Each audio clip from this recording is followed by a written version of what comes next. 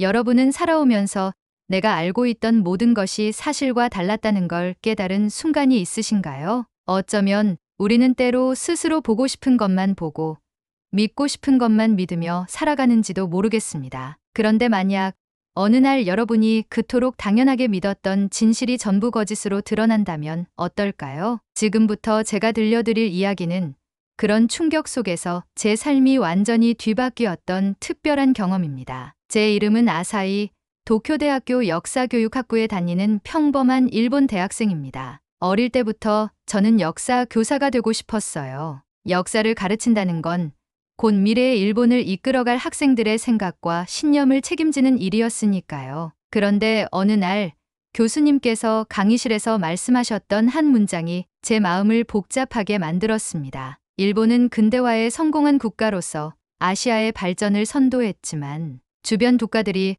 과거사 문제로 발목을 잡고 있어 미래로 나아가기 어렵습니다. 교수님의 이 말씀이 처음에는 맞는 이야기처럼 느껴졌지만 이상하게도 마음 한편에서 불편한 감정이 솟구쳤습니다. 어렸을 적부터 역사에 관심이 많았던 저는 한국이나 중국이 일본에게 과거사로 시비를 걸어온다고 자연스럽게 생각했습니다. 뉴스나 TV에서 늘 그렇게 들었으니까요. 집에서도 늘 같은 이야기를 들었어요. 한국은 왜 아직도 과거만 붙잡고 있는 걸까? 이런 생각이 자연스러웠습니다. 그런데 도쿄대학에서 역사교육을 전공하면서부터 뭔가 이상하다는 느낌이 들었습니다. 특히 아시아 근현대사 관련 교재를 읽으면서 일본의 관점이 지나치게 강조되고 있다는 느낌을 떨칠 수 없었죠. 혹시 우리가 배우는 역사에는 숨겨진 진실이 있는 건 아닐까? 이 생각이 처음 들었을 때 솔직히 혼란스러웠습니다. 제가 믿어온 모든 것들이 흔들리는 기분이었거든요. 저는 이 감정을 해결하기 위해 학부 게시판에서 공지된 한일 청년 역사교류 워크숍이라는 프로그램에 신청서를 넣었습니다. 운이 좋게도 참가자로 선발되어 한국으로 떠날 기회를 얻게 되었죠. 하지만 부모님께 이 소식을 알리자 집안 분위기는 싸늘해졌습니다. 아버지는 심각한 표정으로 말씀하셨죠. 꼭 한국이어야 하니? 다른 나라도 있을 텐데 굳이 감정적으로 복잡한 한국으로 가야겠니? 어머니도 걱정스럽게 바라보셨지만 저는 결국 가족의 반대를 무릅쓰고 한국행 비행기에 오르고 말았습니다. 마음 한편엔 기대감이 있었지만 사실 불안감도 컸어요. 뉴스에서 본 한국 사람들의 반일 시위와 강렬한 반일 감정이 아직 제 머릿속에 선명했으니까요. 하지만 인천국제공항에 첫 발을 내딛던 순간 제 모든 걱정과 선입견이 조금씩 흔들리기 시작했습니다. 처음 본 인천공항의 모습은 놀라울 만큼 세련되고 현대적이었어요. 모든 시설이 일본보다 더 깔끔했고 입국 절차도 첨단 자동화 시스템 덕분에 순식간에 끝났죠. 공항 곳곳에 마련된 문화 체험 공간과 한류 스타들의 대형 포스터까지. 저를 맞이하는 첫인상은 제가 알고 있던 과거에 머무른 나라와는 너무 달랐습니다. 내가 지금까지 생각했던 한국과는 완전히 다르잖아. 마음이 조금씩 열리고 있을 때쯤 공항에서 기다리던 한국 측 학생들이 밝은 얼굴로 저희를 맞이했습니다. 따뜻한 인사와 함께 우리 일행은 공항철도를 타고 서울 시내로 향했습니다. 차 창밖으로 보이는 서울의 풍경은 또 한 번 제 생각을 뒤흔들었어요. 평소 상상했던 것보다 훨씬 깨끗하고 정돈된 모습, 그리고 끝없이 이어지는 높은 빌딩과 잘 정비된 거리들이 제 시선을 사로잡았죠. 하지만 그때까지도 저는 몰랐습니다. 앞으로 겪게 될 진짜 충격이 무엇인지, 그리고 그 충격이 제 인생을 어떻게 변화시킬지 말이에요. 서울에 도착한 첫날 저녁, 한국과 일본 학생들이 함께 모여 자기소개를 하는 시간이 있었습니다. 그런데 바로 옆자리에 앉은 한국인 학생이 제게 친절하게 물어봤어요. 아사히 씨는 왜 역사 전공을 선택했어요? 순간 저는 제 입에서 어떤 말이 나올지 망설였습니다. 평소라면 일본의 역사 교육이 뛰어나고 우리가 올바른 역사를 전파해야 한다고 자연스럽게 대답했을 텐데 어째서인지 그 말을 입 밖으로 꺼낼 수 없었죠. 대신 저는 잠시 머뭇거리다 이렇게 답했습니다. 사실 이제 제가 배운 역사에 대해 조금 의문이 생기기 시작했거든요. 그 한국 학생은 밝게 미소 지으며 고개를 끄덕였습니다. 그럼 아마 이 워크숍이 아사히 씨에게 중요한 경험이 될지도 모르겠네요. 그 말이 마음 깊이 와닿았습니다. 그 순간 저는 분명히 느꼈죠. 이곳에서 보내게 될 시간이 제 인생의 아주 중요한 전환점이 될 거라는 걸요. 그리고 다음 날 아침 우리가 향한 장소는 서울의 한 역사적 장소였습니다. 바로 서대문형무소였죠. 이곳에서 저는 제가 평생 들어본 적 없었던 진짜 역사를 마주하게 됩니다. 그리고 그것이 제 삶의 모든 것을 완전히 뒤바꾸게 될 줄은 그때까진 알지 못했죠. 서대문형무소에 도착한 순간 저는 마음이 무겁게 내려앉는 것을 느꼈습니다. 서울 도심의 세련된 풍경에서 불과 몇 분 떨어진 이곳은 마치 전혀 다른 세계 같았습니다. 높은 벽돌담과 철조망이 둘러싸고 있는 차갑고 어두운 건물. 입구에 서 있자 저절로 긴장감이 밀려왔습니다. 한국에서 가이드를 맡은 역사학 전공 대학원생이 우리를 맞이했습니다. 그는 차분하면서도 진지한 목소리로 이곳의 역사를 설명하기 시작했습니다. 서대문형무소는 일제강점기 당시 독립운동가들을 가두고 고문했던 곳이라는 설명이 들리자마자 저는 조금씩 숨이 막히는 듯 했습니다. 머릿속이 복잡해졌습니다. 일본에서도 분명히 일제시대에 대한 교육을 받긴 했지만 우리는 그것을 식민지 개발이나 근대화로만 배웠습니다. 한국인들이 얼마나 큰 고통을 받았는지 솔직히 제대로 배운 적이 없었죠. 형무소 내부로 들어가자 저는 벽면을 따라 전시된 사진들과 설명들을 천천히 읽었습니다. 하지만 그 사진과 글씨가 눈에 들어올 때마다 마치 심장이 조여오는 것처럼 가슴이 먹먹해졌어요. 특히 실제 사용된 고문 도구들 앞에 섰을 땐 온몸에 소름이 돋았습니다. 낡은 철제 의자와 나무 막대기, 손톱을 뽑는 도구와 같은 것들이 눈앞에 있었죠. 설명에는 일본 경찰들이 어떤 방식으로 고문을 했는지 구체적으로 적혀 있었습니다. 그 설명을 읽는 내내 저는 차마 숨을 크게 쉬지도 못했습니다. 이 모든 것을 일본인인 내가 지금 처음으로 알게 되었다니 그때 옆에 서 있던 일본인 친구가 낮게 속삭였습니다. 아사히 우리가 학교에서 배운 것과 너무 달라. 이게 진짜일까? 그 친구의 목소리는 떨리고 있었고 저 역시 마음이 흔들렸습니다. 하지만 사진과 도구들은 모두 실제였고 분명한 기록과 함께 눈앞에 있었죠. 부정할 수 없는 진실이었습니다. 그렇게 전시실을 돌던 중 가이드가 조용히 우리에게 말을 걸었습니다. 지금 우리가 있는 이곳은 유관순 열사가 갇혀있던 방입니다. 당시 그녀의 나이는 고작 18살이었습니다. 18살. 제가 도쿄대학 입학을 준비하며 꿈을 키워가던 바로 그 나이였어요. 그 나이에 나라의 독립을 위해 거리에서 만세를 부르다가 이곳에 갇히고 고문당했다니 순간 가슴이 꽉 막혀왔습니다. 이어진 전시실에는 독립운동 당시 만세운동에 참여했다가 형무소에 갇힌 학생과 여성들의 이야기가 적혀 있었습니다. 독립운동가들은 대부분 젊었고 심지어 제 나이보다 어렸던 이들도 많았습니다. 단지 만세를 불렀다는 이유만으로 고문당했다는 설명을 읽자 저는 그 자리에 서서 움직일 수 없었습니다. 내가 지금까지 믿어온 역사가 도대체 뭐였지? 머릿속은 복잡했어요. 일본의 역사 교육이 얼마나 큰 부분을 생략하고 있었는지 그제야 깨달았습니다. 그리고 가이드의 다음 말이 제 마음에 더 큰 파장을 일으켰습니다. 사실 저의 증조할아버지도 이곳에 수감된 적이 있습니다. 당시 변호사를 꿈꾸던 학생이셨는데 독립운동에 참여하셨다가 바로 이곳에서 고문을 받고 돌아가셨죠. 그의 눈빛은 슬픔으로 젖어 있었지만 놀랍게도 그의 말투는 담담했습니다. 제가 오늘 이곳에서 여러분께 역사를 설명하는 이유는 일본을 비난하기 위해서가 아닙니다. 그저 여러분이 사실을 있는 그대로 알고 역사를 있는 그대로 기억해 주길 바라기 때문입니다. 그의 말을 듣는 순간 저의 마음 속에서는 복잡한 감정들이 얽히고 있었습니다. 그 감정이 죄책감인지 부끄러움인지 아니면 분노인지조차 알 수 없었습니다. 그저 일본인으로서 이곳에 서 있다는 사실 자체가 너무나 부끄럽고 미안하게 느껴졌습니다. 그날 밤 숙소에 돌아와서도 저는 잠을 이루지 못했습니다. 일본에서 역사 교사가 되겠다고 자랑스럽게 말해왔던 제 자신이 갑자기 초라하게 느껴졌죠. 지금까지 무엇을 위해 누구를 위한 역사를 배운 걸까요? 다음 날 일정으로 우리는 서울의 안중근 의사 기념관을 방문했습니다. 기념관에서 처음 본 안중근 의사의 모습은 당당하고 의연했습니다. 특히 그가 남긴 마지막 말이 제 마음을 흔들었습니다. 나는 개인의 원한으로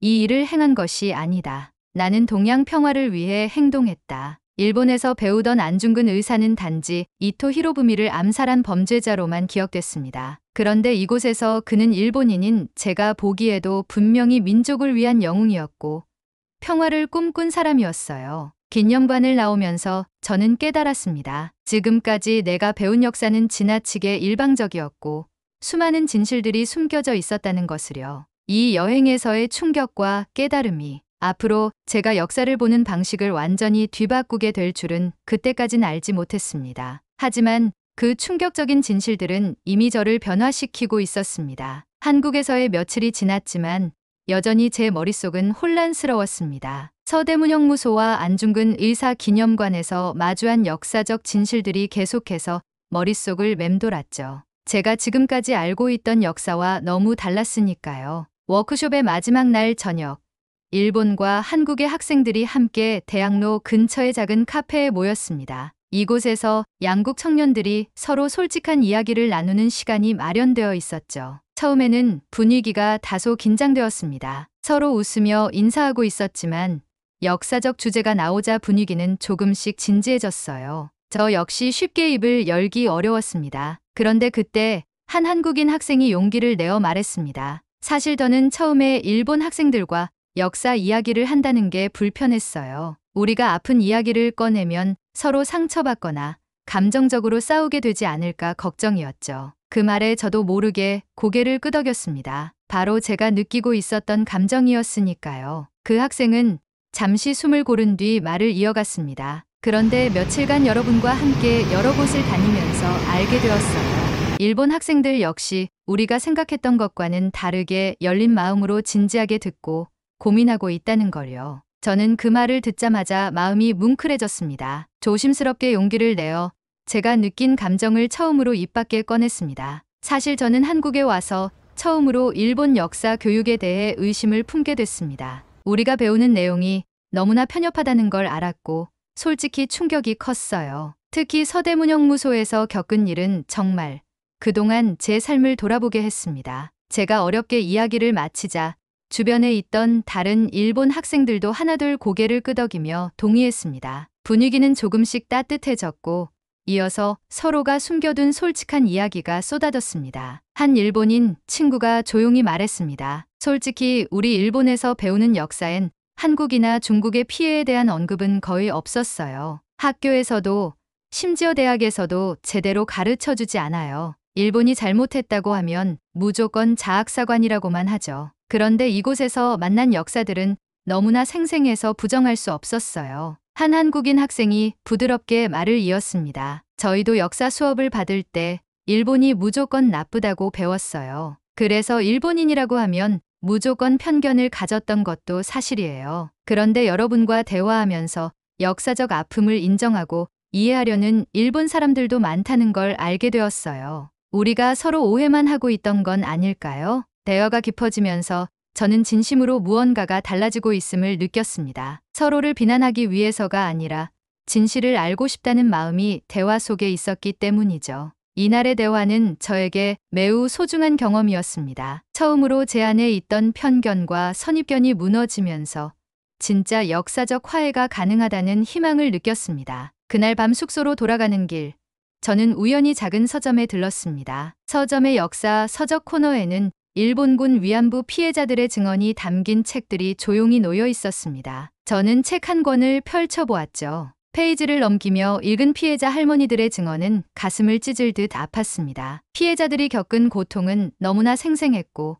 제가 학교에서 단 한 번도 접해보지 못했던 내용이었습니다. 책을 읽으며 저도 모르게 눈물이 흘렀어요. 어떻게 우리가 이런 진실을 외면하고 살았던 걸까? 그 순간 서점 주인이 조용히 말을 걸었습니다. 혹시 일본에서 오신 분이신가요? 순간 저는 깜짝 놀라 고개를 끄덕였습니다. 그는 따뜻한 미소로 저를 바라보며 말을 이었습니다. 이곳에 오시는 일본 분들 중엔 책을 읽고 놀라는 분들이 많아요. 그런데 저는 놀라시는 걸 보면 오히려 희망을 느낍니다. 적어도 여러분이 진실을 알게 된 것이니까요. 진실을 알면 역사는 조금씩 변하기 시작하거든요. 저는 그 말에 깊이 공감하며 서점을 나섰습니다. 그날 밤 저는 책상에 앉아 긴 편지를 쓰기 시작했습니다. 편지의 수신인은 다름 아닌 제 부모님이었습니다. 그동안 부모님이 가르쳐 두신 역사와 지금 제가 마주한 역사적 진실들이 얼마나 다른지, 제가 얼마나 혼란스럽고 아팠는지를 솔직히 적었습니다. 마지막 문장은 이렇게 썼죠.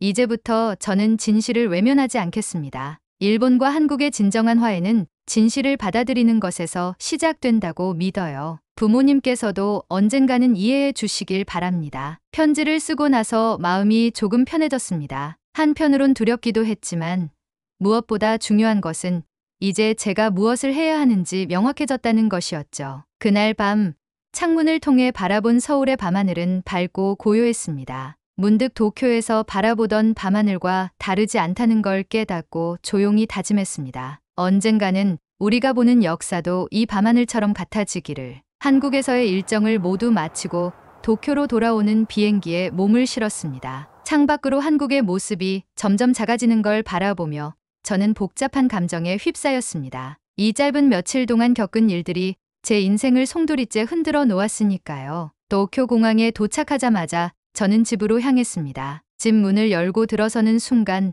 부모님의 얼굴이 눈에 들어왔습니다. 반가움과 동시에 미묘한 긴장감이 느껴졌습니다. 식탁에 마주 앉아 조용히 저녁을 먹다가 어머니가 먼저 조심스럽게 말을 걸어오셨습니다. 한국은 어땠니? 저는 잠시 망설였습니다. 하지만 이내 용기를 내어 진심을 담아 이야기했습니다. 생각했던 것보다 훨씬 멋진 곳이었어요. 하지만 그보다 더 중요한 건 제가 한국에서 배운 역사들이 일본에서 가르친 역사와 너무나 달랐다는 거예요. 순간 아버지의 표정이 굳어졌습니다. 하지만 저는 이번엔 물러서지 않았습니다. 서대문형무소와 안중근 의사 기념관에서 본 역사적 사실은 과장이나 왜곡이 아니었어요. 전부 증거가 있었고 실제 기록들이 있었죠. 저는 지금까지 일본에서 왜 이런 진실을 배우지 못했는지 혼란스러워요. 아버지가 무겁게 입을 열었습니다. 아사히, 역사는 항상 관점의 차이가 있기 마련이다. 한국은 일본을 나쁘게 묘사할 수밖에 없어.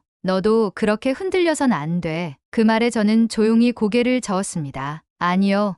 이건 관점의 문제가 아니라 진실의 문제예요. 우리가 진실을 외면하고서는 진정한 역사를 배울 수도, 미래로 나아갈 수도 없다고 생각해요. 저는 역사 교사가 될 사람으로서 이제는 더 이상 진실을 외면하지 않을 거예요. 순간 침묵이 흘렀습니다. 부모님은 아무 말도 하지 못했습니다. 제가 이렇게 분명한 태도로 맞선 적이 한 번도 없었기 때문이겠죠. 그날 밤 저는 방에서 긴 일기를 썼습니다. 이번 한국 방문을 통해 제 인생이 완전히 달라졌다는 걸 깨달았습니다. 역사를 바로 마주하는 것이 얼마나 용기 있는 일인지 한국에서 만난 사람들이 저에게 가르쳐 주었습니다. 일본의 역사 교육은 바뀌어야 합니다. 저부터 바뀌어야 합니다. 다음 날 저는 학교 도서관으로 달려갔습니다. 그리고 이제껏 읽지 않았던 책들을 하나씩 꺼내 들었습니다. 일본군 위안부 피해자들의 증언, 일제강점기 한국의 독립운동에 관한 자료들. 책을 읽어 내려갈수록 마음이 무겁기도 했지만